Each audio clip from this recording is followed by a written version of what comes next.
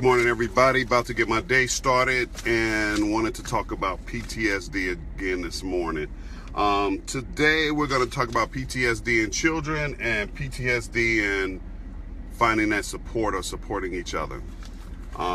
It's a cold, chilly morning, and again, I want to give thanks to the Most High and allowing me to wake up this morning and do this video. And to my family and my friends, I hope that it's being able to reach and help somebody out there. So today I'm going to first start off talking about if you have PTSD in children.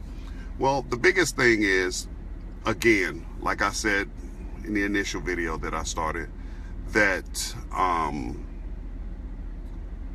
first acknowledge that you have a problem. Have a relationship with God. Build off a foundation. Love yourself. And then you'll most definitely be able to help others. Okay? Once you have that relationship with the Almighty and you're able to pray, you find you some place still, and you ask yourself, what are your goals? What are your aspirations? Okay, so when you have PTSD and you're dealing with children, just understand that they're exactly that. They are children. They're not going to understand why daddy's screaming, why daddy's yelling, why daddy's withdrawn, why daddy's sitting over in the corner quiet or staring out into space. But the biggest thing you need to acknowledge that when you look at your child, that is your child.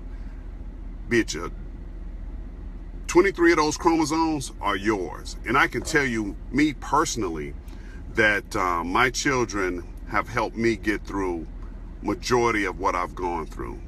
I love them without words. I can't even describe the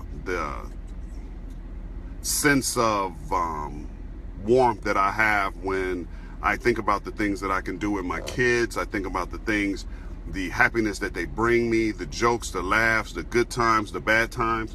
And you have to remember, when you have PTSD or any kind of emotional issue, that you are the one with the issue. You are the one that has to take that pause and understand that your action may affect this child for the rest of their lives. The rest of their lives. I can remember one time I got upset and I yelled at my baby girl Maya, and she didn't understand why I got upset so fast. And it hurt her feelings. That crushed me to see her literally broken down because she felt like I was disappointed in her and that she was genuinely hurt. So I had to realize that with my issues of not having any patience, again, when you have PTSD, you go from 0 to nuclear, and there is no in between. And that's because you have to find those tools to kind of ratchet back those gears that make you go from 0 and I'm not worried about nothing else, boom. Well, when you have a child, they don't understand boom. When you go from being mild-mannered dad to the Tasmanian devil, they're looking at you sideways, and you don't want them to think that that's a pattern of behavior that's okay. So for the sake of your child and the sake of loving your children, because when you look at your child, you should see the best of both parents, the best of you and the best of that mother. And if you don't, then you've already failed. It's just a bigger hole that you're trying to get out of that's filled with sand. Again, with children, you have to. There is no deviation, no other thing, except for you have to invest in getting help so that you have the tools so that you can save not only yourself, but that child that's in your life can understand that even though dad or mom has issues, they still love me. And when you're walking away to get that quiet time, when you're walking away to count to 10, 20, 50, 100, whatever it is that you're trying to count to, remember, it's not just for you. It's for that child that you're looking at, that you should adore, and you should have that infinity of love that taking that time out doesn't matter. Second part this morning. I do this not just for me.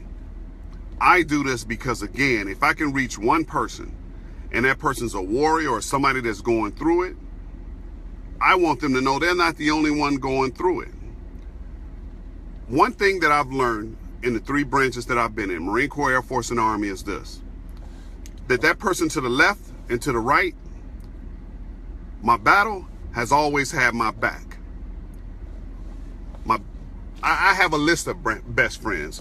Franklin Brown, who I just saw get on here, Thomas Barnes, Navarro, Ramirez, Martinez, all these people who served with me. I've had mentors. I've had all these people, but these people who I'm naming are my lifelong friends. Aponte, the list goes on and on. We haven't seen each other in 20, 30 years, but these guys, I know if I pick up the phone, Daryl Ahmad, I have cousins who are my best friends, and they're limited. But you have to find that support group. It's even better when you find that group with somebody who knows exactly what you're going through, because they can identify with everything that's going on. If you're military and you can find a military person, because what's funny is it's in us because we were trained to be that way. We were trained to depend on that person to my left and to my right, because when rounds going around downrange, they're only going forward. And we don't care if you're male, female, whatever you identify with. But what we do care about, and what I do care about, is that if that person has my left and my right, I don't have to watch my six. So sometimes you have to be careful that that person sitting to your left and your right may stick you in your six. So finding that person of support, they should not want anything from what they're giving you. And if they want something from what they're giving you, be it acknowledgement, be it